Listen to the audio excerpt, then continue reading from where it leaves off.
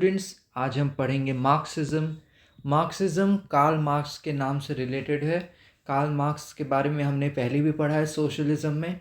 आज हम उन्हीं की जो आइडियोलॉजी थी पॉलिटिकल साइंस में, जो उनकी आइडियोलॉजी है मार्क्सिज्म, उसको डिटेल में पढ़ेंगे। स्टार्ट करते हैं मार्क्सिज्म को। तो ये है हमारे कार्ल मार्क्स। कार्ल मार्क्स का फ़ोटो देख सकते हैं। कार्ल मार्क्स ने 2 बुक लिखी थी। एक है the communist manifesto and Das Kapital. The communist manifesto जो है वो फ्रेडरिक एंजल के साथ मिलकर लिखे थे, और दास कैपिटल वो खुद लिखे थे। तो ये जो 2 बुक है, इसमें उनकी आइडियोलॉजी जो है मार्क्सिज्म, या फिर जो उनकी आइडियोलॉजी की कैसे गवर्नमेंट बने, स्टेट को हटाया जाए और क्लास स्ट्रगल को ख़त्म कर दिया जाए, वो सारा चीज़ वो बताए हैं। कैसे हम कैपिटलिज्म को हटा के सोशलिज्म का कंसेप्ट को लाएंगे। तो ये जो मार्क्सिज्म का कंसेप्ट है, this is a socio economic and political ideology that critiques capitalism and envisions a society without class, private property or economic exploitation. Marxism की जो कॉन्सेप्ट है, इसका मेन पॉइंट क्या है कि हमें एक ऐसी सोसाइटी बनानी है, अपनी एक ऐसी सोसाइटी में सिस्टम लाना है जिसमें कि क्लास ख़त्म हो जाए। Class means rich poor, okay. Private property means जो हमारी खुद की प्रॉपर्टी इंडिविजुअल ओन करता है या ग्रुप ओन करती है। Whereas economic exploitation means जो पुअर पीपल को कम पैसे के कारण जो वो गरीबी झेलते हैं, जो उन्हें दिक्कतें होती है, सफ़र करते हैं, वो सारी इकोनॉमिक एक्सप्लॉयटेशन, या उनको जो परेशान किया जाता है रिच के द्वारा, तो वो सारी चीज़ को हमें सोसाइटी में ख़त्म करना है। और इस ख़त्म करने का जो ये आइडियोलॉजी है, ये जो प्रोसेस है, ये दिया है कार्ल मार्क्स ने। It is rooted in historical materialism which argues that the economic structures and class struggle drive historical change। मतलब कि जो हमारी इकोनॉमिक स्ट्रक्चर्स हैं या फिर क्लास स्ट्रगल है, यही 2 मेथड है जिसके थ्रू हम अपने सोसाइटी में चेंज ला सकते हैं। ओके, अब एक बार हम देख लेते हैं कोर प्रिंसिपल्स मार्क्सिज्म के। कोर प्रिंसिपल मतलब वो प्रिंसिपल जो कि मार्क्सिज्म का कोर है, मेन पार्ट है, इम्पॉर्टेंट है। ओके, इसी के कारण मार्क्सिज्म है। स्टार्ट करते हैं। तो पहला है historical materialism. Historical materialism according to Karl Marx, he argued that economic base means and relations of production determine the superstructure. हमारी जो इकोनॉमिक बेस होती है, जैसे कि प्रोडक्शन कैसे हो रहा है, कोई गुड्स प्रोड्यूस हो रहा है, डिस्ट्रीब्यूशन, और जो भी प्रोसेसेस होती हैं गुड्स को बनने में या डिस्ट्रीब्यूट होने में, वो सारी होती है इकोनॉमिक बेस। और यही इकोनॉमिक बेस होती है जिसके कारण हमारा सुपर स्ट्रक्चर डिटरमाइन होता है। सुपर स्ट्रक्चर का मतलब लॉज, पॉलिटिक्स, कल्चर, रिलीजन। तो आप ही सोचो, जैसे मार्क्स का ये मानना था कि जो हमारे लॉ बनते हैं सोसाइटी में, वो इसी सब चीज़ के कारण बनते हैं। ये तो सही बात है, प्रोडक्शन कैसा हो रहा है कंट्री में, कैसा चाहती है गवर्नमेंट प्रोडक्शन करना, डिस्ट्रीब्यूशन करना रिसोर्सेज का, ठीक है। पॉलिटिक्स, सब यही सब कारण हो, इसी की सब मुद्दे पे होता है मेजॉरिटी ऑफ द टाइम्स। तो ये हो गया कार्ल मार्क्स की historical materialism. History progresses through dialectical conflict between opposing classes. और यहाँ पे क्या दिया है कि हिस्ट्री जो है हमारी, कार्ल मार्क्स ने कहा है कि हिस्ट्री जो है वो हमेशा से 2 क्लास की ऑपोजिशन, क्लैशेस से भरी है। क्लैश आप समझते हैं, लड़ाई 2 क्लास की, 2 ग्रुप की लोगों की, जैसे कि slave and master. Okay, slave और मास्टर के बीच की क्लैश, कॉन्फ्लिक्ट, या फिर वर्कर और कैपिटलिस्ट की। वर्कर मतलब जो काम करने वाले, कैपिटलिस्ट मतलब जो मालिक है, जो उनसे काम करवाते हैं। तो हमारी हिस्ट्री इससे भरी हुई है कार्ल मार्क्स के हिसाब से। नेक्स्ट है क्लास स्ट्रगल। अब मार्क्सिज्म का मेन पर्पस तो यही है, क्लास स्ट्रगल को हम ख़त्म करें। तो according to Karl Marx, society को उन्होंने डिवाइड किया है 2 क्लासेस में। First is bourgeoisie and second is proletariat. First जो क्लास है वो कंसिस्ट करता है कैपिटल और इंडस्ट्री का, मतलब जो रिच कह सकते हैं आप, जो बिजनेसमैन है। और जो प्रोलेटारिएट है वो वर्किंग क्लास होती है जो इनके लिए काम करती है। तो जनरल सी बात है, ये हो गई रिच क्लास, ये हो गई पुअर क्लास, इन दोनों के बीच में क्लैशेस होंगी और यह स्ट्रगल होगा और इसी को कहेंगे हम class struggle. Marx saw class conflict as the driver of societal change, with proletariat eventually overthrowing the bourgeoisie। मतलब जो हमारी प्रोलेटारिएट है यही सोसाइटी में चेंज लाएगी। ओके, यही चेंज लाएगी और धीरे धीरे सोसाइटी में ये इसको जो क्लास स्ट्रगल है, जो हमारा क्लास स्ट्रगल, उसको ख़त्म करेगी और सब में फिर उनके हिसाब से सब में फिर लास्ट में सोशलिज्म आ जाएगा, सोसाइटी में कलेक्टिव ओनरशिप आ जाएगी। ओके, तो मार्क्स ने जो हमें सोशलिज्म का अपना जो मार्क्सिज्म टाइप की आइडियोलॉजी दी है, जो कि एक तरह से सोशलिज्म पे ही बेस्ड है, तो ये मार्क्सिज्म को हम देखते हैं इसकी क्या की स्टेजेस रही हैं हिस्ट्री में, कैसे कैसे कैसे कैसे चेंजेस आए समय के साथ इस आइडियोलॉजी में। स्टार्ट करते हैं। तो कार्ल मार्क्स ने कुछ स्टेजेस दिए हैं, जैसे कि प्रिमिटिव कम्युनिज्म। प्रिमिटिव कम्युनिज्म जो पहले के टाइम में एकदम स्टार्टिंग में, जब ह्यूमंस, मान लो जैसे एप्स, मंकी से हम ह्यूमन बने, तब उस टाइम में कोई प्राइवेट प्रॉपर्टी नाम की चीज़ नहीं होती थी, सब कोई इक्वल था या फिर सब कोई अपने हिसाब से जीता था। देर वॉज नो क्लासेस, यानी कि क्लास नहीं थी, यानी कि देर वॉज क्लासलेस सोसाइटी। हमारे सोसाइटी में कोई क्लासेस नहीं थी, रिच पुअर का कोई डिफरेंस नहीं था। रिसोर्सेज जो था वो शेयर किया जाता था आपस में, ठीक है। स्लेव सोसाइटी उसके बाद आएगी, जब हम देखेंगे कि प्राइवेट प्रॉपर्टी नाम की चीज़ आ गई, उसके कारण क्या होगा, स्लेवरी आना स्टार्ट हो जाएगा। प्राइवेट प्रॉपर्टी हो गई, ज़मीन हो गया या जो भी हाउस हो गया, कोई भी प्राइवेट प्रॉपर्टी हो गई, उसके कारण लोग क्या करेंगे, स्लेव्स की उनको ज़रूरत होगी, तो वो दूसरे ह्यूमन को स्लेव बना के लाएंगे। स्लेव जो बनेगा वो कहलाएगा स्लेव, जो स्लेव को कंट्रोल करेगा वो होगा मास्टर। ओके, नौकर और मालिक वैसे समझ सकते हैं आप। थर्ड है फ्यूडलिज्म। फ्यूडलिज्म का कॉन्सेप्ट में क्या है, जब पहले प्रिमिटिव कम्युनिज्म था, फिर स्लेव सोसाइटी बन जाता है, उसके बाद फिर फ्यूडलिज्म आता है। फ्यूडलिज्म मेनली तब आया जब लैंड ओनरशिप इंट्रोड्यूस कर दिया गया था, ठीक है। लैंड ओनरशिप जब से आ गया, तब जिसके पास जितना ज़मीन वो उतना ज़्यादा पावरफुल होने लगा। और जब जो किसके पास ज़्यादा ज़मीन होता था, हमने फ्रेंच रेवोल्यूशन में भी देखा, नोबिलिटी के पास। तो इसलिए नोबिलिटी एक्सप्लॉइट करने लगी पीसेंट्स को। पीसेंट्स हो गए किसान, आम किसान, ठीक है। और फिर इसी के बाद आ जाएगा कैपिटलिज्म। कैपिटलिज्म का कंसेप्ट यही है कि सबको फ्रीडम दो और सबको अपने हिसाब से जितना पैसा कमा सकता है उतना पैसा कमाए, जितना एक्सप्लॉइट कर सकता है उतना एक्सप्लॉइट करके वर्कर्स को ज़्यादा पैसा कमाए। तो इंडस्ट्रियल रेवोल्यूशन, इंडस्ट्री की रेवोल्यूशन आएगी, led to the rise of capitalism who owns the means of production. Proletariat is exploited under the wage labour. तो हमारी जो प्रोलेटारिएट थी, जो वर्किंग क्लास है, वर्कर्स हैं, वो एक्सप्लॉइट किए जाएंगे। उनको क्या करना पड़ता था, उनको अपने वेज के लिए लेबर देना पड़ता था, अपना काम करना पड़ता था। सोशलिज्म एंड कम्युनिज्म, अब इनके हिसाब से, मार्क्स के हिसाब से, एक पॉइंट ऐसा आएगा कि जब सब लोग मिलके, सब वर्कर्स मिलके इस कैपिटलिज्म के कॉन्सेप्ट को हटा देंगे और सोसाइटी में सोशलिज्म और कम्युनिज्म आ जाएगा। तो प्रोलेटारिएट का जब रेवोल्यूशन आता है, तब कैपिटलिज्म एबॉलिश हो जाएगा। Socialism ensures collective ownership of production. Socialism से क्या होगा, there will be collective ownership. सब कोई साथ में मिल के, कोई भी लैंड है, एक मालिक नहीं होगा उसका, सब लोग साथ में मिल जाएंगे और there will be a collective ownership. एक साथ मिल के सब कोई उसके ओनर बनेंगे। एक इंसान या ग्रुप ऑफ पीपल नहीं है, पूरी सोसाइटी में हम ग्रुप्स में डिवाइड कर दे रहे हैं रिसोर्सेज को, ओके, जिससे कि इक्वालिटी बने रहे, एक्सप्लॉयटेशन ना हो वर्कर्स का, ओके।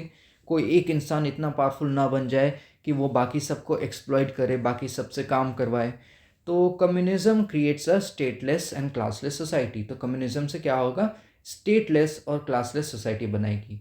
स्टेटलेस मतलब जिसमें कोई स्टेट नहीं है। स्टेट का कॉन्सेप्ट आप पॉलिटिकल में समझते हो अगर, तो स्टेट नहीं है, कोई भी स्टेट नहीं है, तो क्लासेस भी नहीं है। क्लासेस मतलब रिच पुअर वाला क्लास। अब हम देख लेते हैं कोई की थिंकर्स को की थिंकर्स जो कि अपना कंट्रीब्यूशन देंगे इस आइडियोलॉजी के ऊपर, मार्क्सिज्म की आइडियोलॉजी के ऊपर। तो सबसे पहले कार्ल मार्क्स आते हैं। कार्ल मार्क्स, मार्क्स नाम से ही मार्क्सिज्म थ्योरी बना, ठीक है। ही फोकस्ड ऑन कैपिटलिज्म्स इनहेरिट कॉन्ट्रडिक्शन, की works the communist manifesto and Das Kapital. तो ये दो बुक थी जो इन्होंने लिखी थी, और इनका मेन फोकस किस पे था? कैपिटलिज्म की बुराई करने पे, और सोशलिज्म को, या ये जो कॉन्सेप्ट है इनका सोशलिज्म कम्युनिज्म का, इसको इंट्रोड्यूस करने के लिए। फिर है Frederick Engels. Frederick Engel Karl Marx के बहुत ही करीबी थे। इन्होंने कार्ल मार्क्स के साथ मिलके वो जो बुक लिखा था, आपको याद है, द कम्युनिस्ट मैनिफेस्टो। तो ये दोनों मिलके लिखे थे, कार्ल मार्क्स और फ्रेडरिक एंजल ने मिलके लिखा था। He collaborated with Marx, supported Marxism with financial aid and intellectual contribution. तो फ्रेडरिक एंजल ने पैसा, फाइनेंशियली पैसा के थ्रू सपोर्ट किया और इंटेलेक्चुअल कंट्रीब्यूशन भी दिया। और इन्होंने खुद में जो बुक लिखा था खुद से, वो सब ये वाली बुक हैं, the origin of the family, private property and the state, ठीक है। नेक्स्ट है व्लादिमीर लेनिन। व्लादिमीर पुतिन से आप रिलेट कर सकते हैं, ठीक है, अच्छे से याद हो जाएगा आपको व्लादिमीर लेनिन। तो Vladimir Lenin adapted Marxism to Russian condition, developing Marxism-Leninism, focused on the role of a vanguard party to lead the proletariat। तो जो हमारे व्लादिमीर लेनिन है, इन्होंने ही रशिया में मार्क्सिज्म टाइप का जो कॉन्सेप्ट था उसमें चेंजेस करके उसको रशिया के हिसाब से कर दिया, ठीक है, जिसके वजह से इनका जो ये आइडियोलॉजी था उसको कहने लगे हम मार्क्सिज्म लेनिनिज्म, ठीक है, मार्क्सिज्म लेनिनिज्म। इसके बाद है हमारे एंटोनियो ग्राम्स्की। तो इन्होंने इंट्रोड्यूस किया था cultural hegemony, explaining how ruling classes use cultural institutions to maintain dominance. तो हमारी जो कल्चर है, कल्चर आप समझते हैं जैसे रिलीजन, लैंग्वेज, ट्रेडिशंस और लाइफ, जैसे लाइफ में हम जो भी कल्चर काम करते हैं, कल्चरल रिलेटेड काम करते हैं, कल्चरल एक्टिविटीज़, वो सारी जो है, वो सारी जो हमारी क्लास है, रूलिंग क्लास मतलब रिच पीपल, उनके द्वारा डोमिनेट की जाती है। तो इसके ऊपर इन्होंने अपना आइडिया आपको पेश किया था। तो फिर उसके बाद आ जाता है रोज़ा लग्जमबर्ग। रोज़ा लग्जमबर्ग ने मास पार्टिसिपेशन पे फोकस किया है। मास पार्टिसिपेशन मीन्स एक आदमी मिलके सब काम नहीं करेगा, पूरे सब कोई ह्यूमन, सारे ग्रुप मिलके, सब इंसान मिलके पार्टिसिपेट करेंगे। और उन्होंने किसका क्रिटिसाइज़ किया है? उन्होंने क्रिटिसाइज़ किया है एक्सेसिव सेंट्रलाइजेशन इन रेवोल्यूशनरी मूवमेंट्स। मतलब एक इंसान होता है ना, रेवोल्यूशन कुछ लाया गया है, कुछ लोगों का प्रोटेस्ट चला है, रेवोल्यूशन चला है, उसमें एक इंसान को ही इतना फोकस कर दिया जाता है कि बाकी सब लोग पे कम हमारा फोकस जाता है। तो एक इंसान ही इतना बड़ा हो जाता है रेवोल्यूशन का, उसे फादर टाइप का मानने लग जाते हैं। तो रोज़ा लग्जमबर्ग का ये मानना था कि सबको मिल के मास पार्टिसिपेशन हो और एक इंसान सेंट्रलाइज्ड एक्सेसिव पावर को न दी जाए, ठीक है। एक सेंट्रलाइज्ड अथॉरिटी या फिर सेंट्रलाइज्ड पर्सन को एक्सेसिव वैल्यू ना दी जाए, पूरे मास को एक साथ प्रोटेस्ट करना चाहिए, सब में सबकी वैल्यू होगी, ओके। तो ये है कुछ एग्जांपल मार्क्सिज्म इन प्रैक्टिसेस की, कि पहली इमेज में आप देख सकते हैं रशिया, ठीक है, रशिया में कैसे सोशलिज्म को प्रमोट किया गया है, मार्क्सिज्म की आइडियोलॉजी को, ठीक है। फिर लिखा है long live Mao Zedong thought, People's Republic of China. तो ये कुछ एक स्पेशल वर्क है जो यहाँ पे दी हुई है, जिसमें दिखा रहा है कि कैसे कार्ल मार्क्स है हमारी ये, ठीक है। फिर ऐसे आप लाइन से देखते जाओगे तो लेनिन है, लेनिन है, और स्टैलिन भी दिखेगा आपको, फिर माओ जेडोंग भी दिखेंगे। तो ये सारे वर्क्स हैं जो कि दिखाता है कि मार्क्सिज्म कहाँ कहाँ यूज़ किया गया है या फिर कहाँ कहाँ प्रैक्टिस में लिया गया है। जैसे क्यूबा का भी एक मैप है, तो क्यूबा में भी मार्क्सिज्म के कॉन्सेप्ट को लाया गया है। तो ये हम समझ गए मार्क्सिज्म को। अब देखते हैं इसका क्रिटिसिज्म्स, क्या कारण है कि इसमें, इसको मान लो आप मार्क्सिज्म सुनने में अच्छा लग रहा है, पर कुछ तो कारण होगा कि पूरे दुनिया में इसे नहीं लाया गया, ठीक है, हर कंट्री इसे फॉलो नहीं कर रही, कुछ इसमें कमियां होंगी, कुछ इसके ड्रॉबैक्स होंगे, जिसके कारण हम इसे पूरे वर्ल्ड में इतने ज़्यादा, ये इतना पॉपुलर नहीं हो पाया जितना बाकी सब हो गया, ठीक है। तो देखते हैं वो सब रीजंस। पहला है हमारा इकोनॉमिक इनएफिशिएंसी। इकोनॉमिक इनएफिशिएंसी मतलब सेंट्रलाइज्ड प्लानिंग के कारण क्या होगा, हमारी जो रिसोर्स एलोकेशन है वो मिस एलोकेट भी हो सकती है। ओके, इनोवेशन की कमी हो सकती है। जब मान लो सारे लोग में पावर डिस्ट्रीब्यूट है, ठीक है, मान लो पावर डिस्ट्रीब्यूट है, एक सेंट्रल अथॉरिटी नहीं है, तो सब लोग अपना अपना आइडिया देंगे। There will be diversity of thoughts, and when there is diversity of thoughts it will lead to creativity. और जब क्रिएटिविटी होगी तब हम देखेंगे कई नए नए तरीके जिससे हम अपनी इकोनॉमी को अच्छा कर सकते हैं या फिर चेंजेस ला सकते हैं, अच्छे चेंजेस ला सकते हैं। पर एक ही अगर सेंटर में सेंट्रलाइज्ड प्लानिंग कर दी जाए, एक ही सेंट्रल अथॉरिटी जो कि सब कुछ प्लान करे, उसके कारण क्या हो सकता है, वो कभी कभी मिसलोकेट कर सकती है रिसोर्सेज को, और सब कोई को मानना पड़ेगा उसकी बात। ओके, इनोवेशन उसकी जो लिमिट है वहीं तक इनोवेशन करेगी, उससे ज़्यादा नहीं कर सकती, क्योंकि वही अकेले है जिसको सब कुछ करना है। ठीक है, तो इनोवेशन की कमी हो सकती है। नेक्स्ट है अथॉरिटेरियनिज्म। अथॉरिटेरियनिज्म का क्या है, इसका कंसेप्ट कि मार्क्सिज्म स्टेट को कई बार देखा गया है कि ये पॉलिटिकल फ्रीडम को कम कर देता है, लोगों के मूवमेंट को, लोगों के फ्रीडम्स को, लोगों के राइट्स को रिस्पेक्ट नहीं देता है। ठीक है, आप ही सोचो, अगर सेंटर में अगर सेंट्रलाइज्ड अथॉरिटी है जो कि सब में रिसोर्सेज को डिस्ट्रीब्यूट करेगी, एक एक इंसान पावरफुल नहीं है, तो हम सोसाइटी पे हमारा फोकस है, एक इंडिविजुअल पे नहीं है। तो जब हमारा फोकस इंडिविजुअल पे नहीं आएगा तो हम इंडिविजुअल के फ्रीडम को, इंडिविजुअल के राइट्स को, ड्यूटीज़ को, वो सारी चीज़ को हम नहीं ध्यान में लेंगे, तो it will lead to authoritarianism. ठीक है, नेक्स्ट है ओवर एम्फेसिस ऑन इकोनॉमिक्स।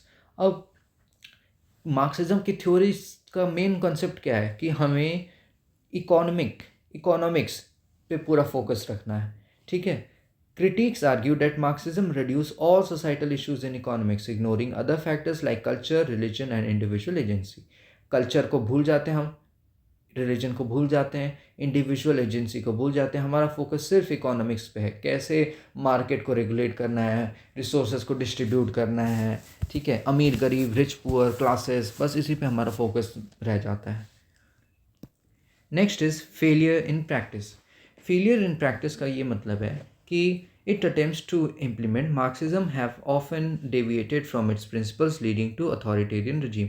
अब प्रैक्टिस में कोई चीज़ सुनने में अच्छी लगती है, ठीक है, पर प्रैक्टिस में लाई जाए तो थ्योरी में अच्छी लग रही है, पर प्रैक्टिस में जब लाई जाती है तो कई उसमें कमियां पाई जाती हैं, कई उसमें हो सकता है ड्रॉबैक्स मिलेंगे। वही चीज़ है कि अगर मार्क्सिज्म को ऐसे सुना जाए, पढ़ा जाए, थ्योरी में देखा जाए तो ठीक लगता है, पर असलियत में जब रियल लाइफ में उसे लाया गया है तो देखा गया है कई बार अथॉरिटेरियन रजीम्स आ जाती हैं।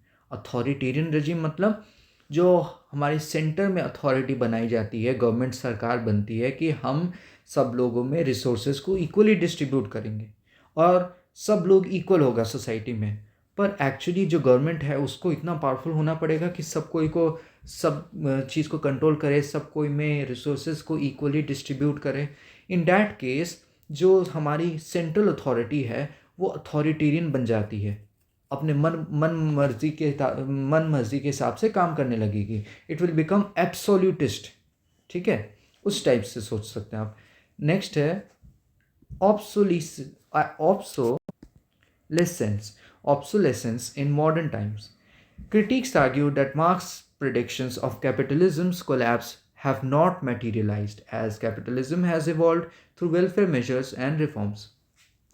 मार्क्स ने जैसे बोला था कि जो आपने अगर देखा है, जो हमने की पॉइंट्स की स्टेजेस देखे थे ना, स्टेजेस, उसमें जो लास्ट स्टेज था वो था कि कैपिटलिज्म को हटा के कैसे सोसाइटी में सोशलिज्म एंड कम्युनिज्म आ जाता है। पर आज के टाइम में क्या ऐसा रियल में हुआ है? नहीं हुआ है। आज के टाइम में कैपिटलिज्म भी चल रहा है। और क्यों चल रहा है, इसका पीछे का मेन कारण यही है कि हमने सोसाइटी में कैपिटलिज्म के साथ साथ कुछ वेलफेयर मेजर्स भी लिए हैं, रिफॉर्म्स लाए हैं, ताकि हमारे कंट्री सोसाइटी मेंटेन रहे, प्राइवेट प्रॉपर्टी भी रहे, साथ ही साथ गवर्नमेंट लोगों के भलाई के लिए भी काम करे। तो इन डैट केस कैपिटलिज्म आज भी चल रहा है, आज भी कई कंट्रीज़ के इकोनॉमी कैपिटलिज्म पे बेस्ड है, मोस्ट ऑफ द इकोनॉमीज़। ठीक है, so that was all about Marxism. Marxism को और डीप में अगर समझना है तो आप ज़रूर सोशलिज़म का वीडियो देख सकते हैं। तो अगर आपने सोशलिज़म समझ लिया तो आप बस ये समझ लो, वो सोशलिज़म जो मार्क्स ने दिया था, कार्ल मार्क्स ने, जो उनके हिसाब से था, वो पूरी हो जाती है मार्क्सिज्म। ओके, तो ये थी बेसिक कंसेप्ट मार्क्सिज्म की। I hope you like the video. If you have any question you can ask them in the comment section. Okay, thank you so much.